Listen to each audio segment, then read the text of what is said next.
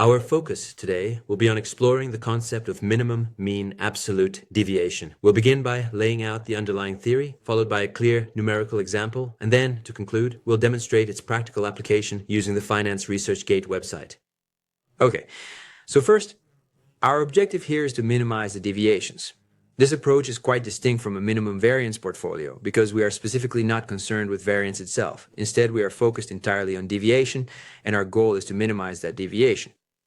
For example, let's imagine we're dealing with a specific quantity and of different financial assets. Then in any particular time period, let's call it T, we can determine the individual return for the first asset, the second asset, and so forth for all of them.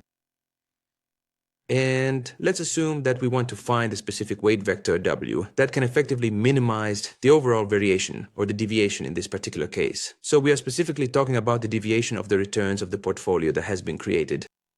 So to begin, let's imagine we've already determined specific weights for each of our individual investments. We then construct a portfolio by taking each of these weights and multiplying it by its corresponding asset's return. For example, W1 represents the specific weight allocated to the very first asset in our selection. W2 in turn signifies the weight assigned to the second asset, and this pattern continues for all subsequent assets.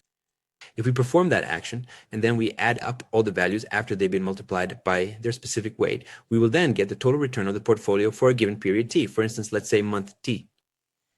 Our primary objective here is to effectively minimize the overall variation within that particular investment portfolio, and more specifically, to reduce its deviation from the established mean value as time progresses.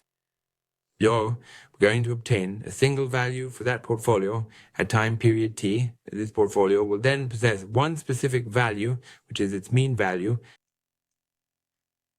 Our primary objective here is to ensure that we effectively minimize any existing deviation. It doesn't matter if this deviation happens to be on the positive side or if it falls into the negative range. Our overarching goal is to generally reduce this discrepancy as much as possible. Therefore, once we have meticulously added and accumulated all of these specific values across a given period of time,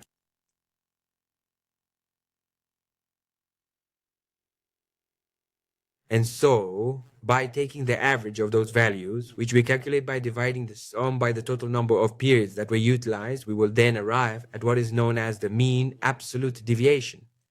Our primary objective is to minimize the absolute deviation of our investment portfolio. Pause. How can we achieve this crucial goal? Pause. We accomplish it by carefully selecting the optimal weights for each asset and then constructing a portfolio that consistently shows the lowest possible deviation over time. So, in this particular scenario, our objective is to determine the precise values of these specific weights. The methodology we employ to achieve this determination involves the utilization of a comprehensive system of linear equations. So again, our primary goal here is to significantly minimize the overall volatility of the portfolio's returns over time. Specifically, we aim to reduce how much the portfolio deviates from its average performance across different periods. This strategy allows us to achieve a portfolio that consistently demonstrates the most stable and reliable performance throughout its entire lifespan. Let's take a moment to look at a concrete numerical example, just so we can clearly understand how to approach and solve this specific problem.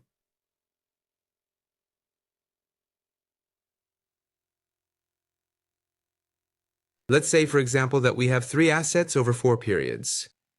First, we need to calculate the average or mean value for each individual asset we're analyzing. So, for instance, if we consider this specific example, the average performance of the first asset measured over a certain period of time comes out to be 2%. Then, moving on, the average value for the second asset in our dataset is found to be 1%. And finally, when we look at the third asset, its average performance is also observed to be 2%.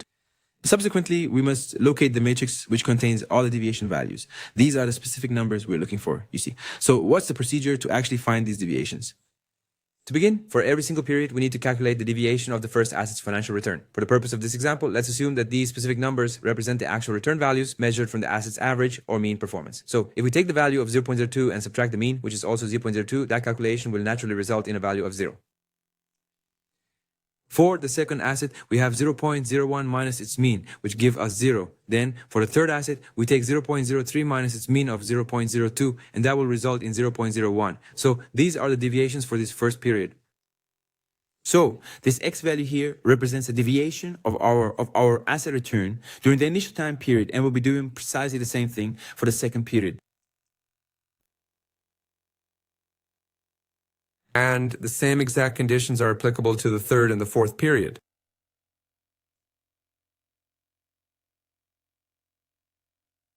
We can then take these values and stack them together to form a matrix, which we will refer to as the deviation matrix. In this particular structure, each row within the matrix will clearly reflect a specific time period, and each column is designed to represent a distinct financial asset, such as asset 1, asset 2, and asset 3, perhaps a stock or an entire firm. Our key decision variables will be the individual weights because we need to effectively combine these three distinct assets into a single, well-structured investment portfolio. And then let's define an auxiliary variable, which we'll call Z. Here, Z essentially represents the deviation. Within each successive period, the variables z and z1 are both analogous to x1. However, it could potentially be a precise specific value. So, what we really need to do is solve this particular equation in such a way that it allows us to minimize the value of x1, and we'll follow precisely the same procedure for x2, then for x3, and finally for x4. Our overarching aim is to minimize all of these individual deviations.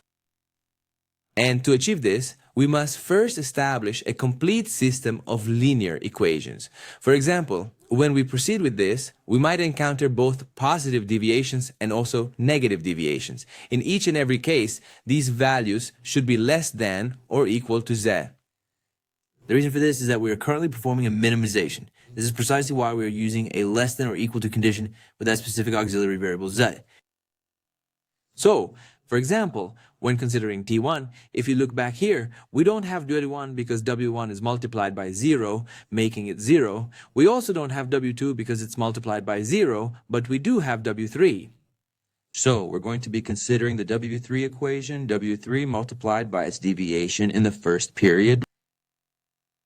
This value should be less than or equal to z. We don't currently know what z is, but we assume that we need to determine that specific z value and then calculate the deviation below that particular value. We'll follow the exact same procedure for the second period.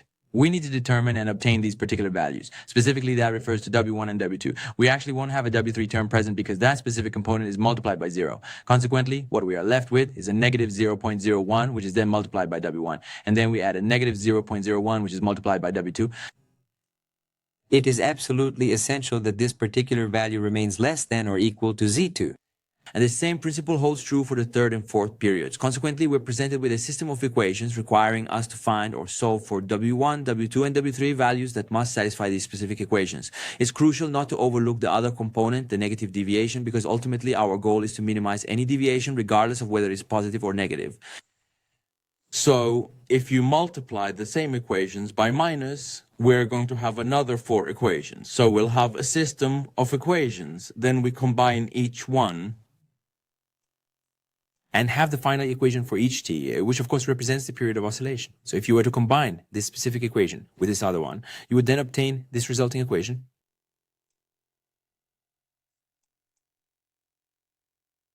Now, let's consider the specific equation we'll be using for this calculation. And given the condition that W3 is strictly greater than 0, because our primary goal here is to determine a long position, then it becomes quite clear that Z1b will simply be equivalent to the value of 0.01, which is subsequently multiplied by W3. So what we'll do is combine the second period's equation that we have right here with the second period's equation that we have over there. And then, as a result, we will arrive at this single final equation. We'll follow the exact same process for the third period, and we will also do this for the fourth period. And then by solving this complex system of equations, we are able to derive a range of potential solutions. The first solution we might consider is this one, or perhaps this one, or even this one. Any of these distinct solutions can fully satisfy the intended outcome of these particular equations. So let's take this concept and put it into practice, specifically by navigating to the finance.researchgate website. Once we're there, I'll proceed to select a time series from the available options, and then for the frequency, I'll choose monthly. For our analysis, we'll define the start period. Let's set that to the year 2000, and the end period will be the year 2010. For the first step in our analysis, we are going to select our primary variable, the input variable. In this specific case, we'll be using the monthly return. And for the purpose of our demonstration, to align with our numerical example, we'll consider 3 distinct firms. Specifically, let's choose company A. This particular entity is identified by the ticker symbol AAPL, which of course represents Apple. And then, after making all our selections, we'll just click the Apply Filters button.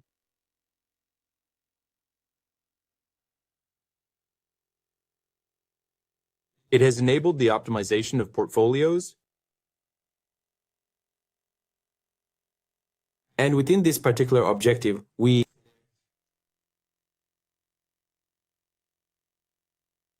The primary goal we are aiming for is the minimum mean absolute deviation. For our analysis, we should consider using the sample, specifically the simple version, which is the sample covariance estimator. Even though in this particular instance, we are not placing our reliance upon the variance covariance matrix, we are instead placing our reliance upon the deviation. Then we are going to use the estimation look-back period, which essentially defines the number of past periods that we want to use to accurately estimate the parameter. The main parameter here is the deviation.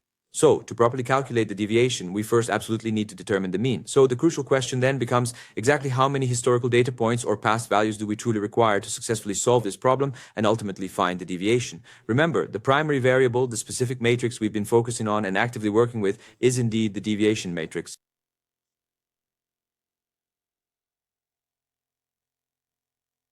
So how exactly can we go about estimating this particular value? For that, we certainly need to acquire a suitable sample, specifically one that covers an appropriate historical time frame. Therefore, let's make the decision to utilize the data from the past 12 months. And then as the next step, we will proceed to select the long only option. We should then increase the setting just to make absolutely sure that we don't have any constraints or limitations imposed on the maximum weight allowed for each individual asset. The maximum limit isn't a concern for us as we're only dealing with 3 assets that need to be incorporated. Therefore, the fact that we could potentially have up to 120 items is irrelevant given that we currently possess just 3. So we will maintain these specific settings as they are and then proceed to execute the portfolio test.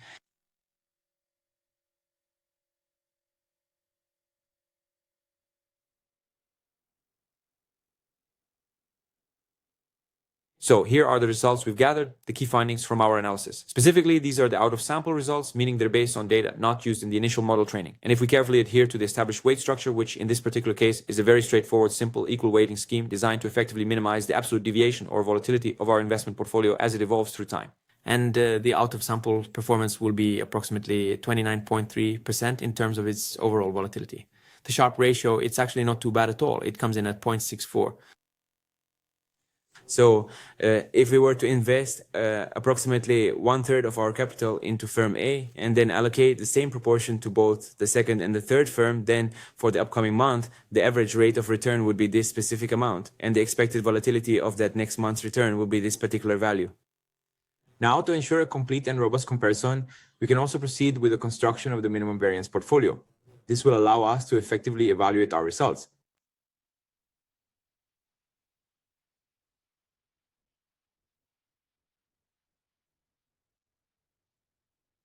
Naturally, for our comprehensive analysis, we will be employing precisely the same data input, specifically focusing on the monthly return figures, and we'll also be examining the identical set of companies.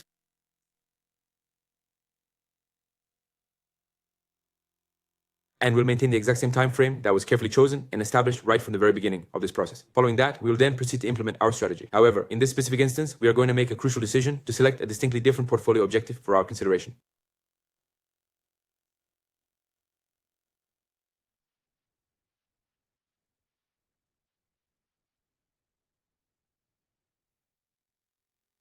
Let's select the minimum variance. Please keep everything exactly as it was before.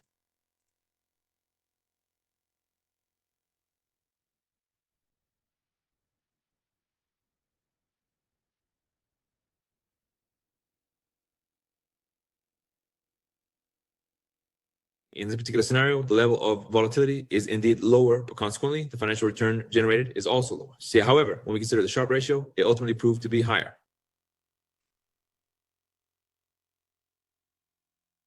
This allows us to also make a direct comparison of the in-sample statistics Between the minimum absolute deviation and the minimum variance, it became clear that in this specific analytical framework, the strategy focused on minimum variance resulted in a lower standard deviation compared to the approach that aimed for the minimum mean absolute deviation. However, if we were to implement a completely different method for portfolio optimization, then that number would likely be significantly lower. For example, if we pick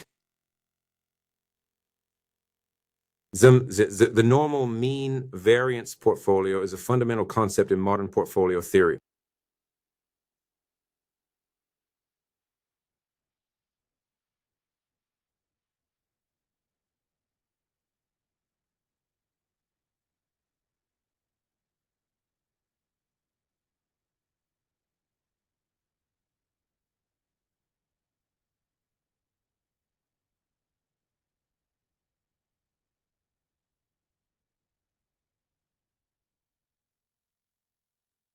take out the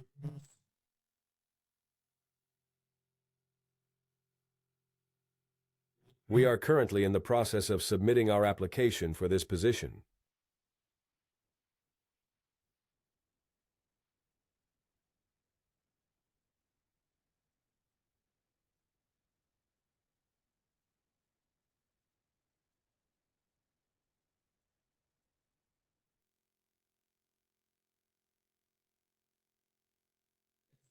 the overall mean variance.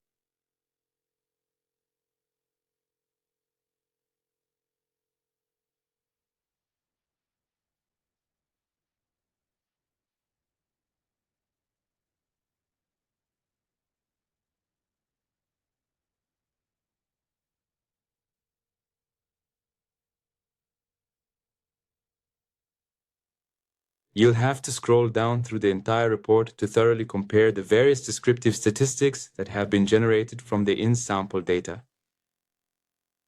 Regarding the mean variance, its value was considerably higher.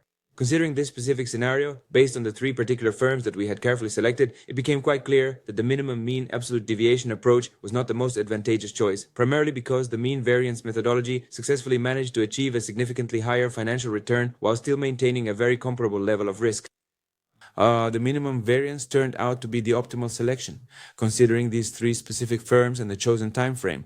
This is because the standard deviation was effectively reduced by almost 1% on a monthly basis. So that concludes our discussion on the mean absolute deviation. Thank you very much for watching.